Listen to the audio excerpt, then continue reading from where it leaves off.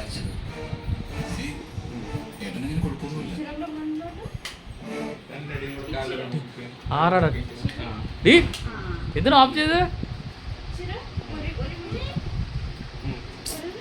ഒരടിയും കൂടെ കൊടുക്കാം. ഇനി ഇരുന്നോ, ഇരുന്നോ, പിടിച്ചിട്ടുണ്ടേ ഇരുന്നോ, ഇരുന്നോ, ഈ ചാരി കിടന്നു.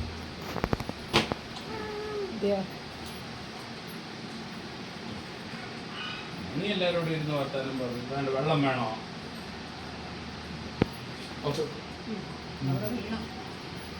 കുറച്ച്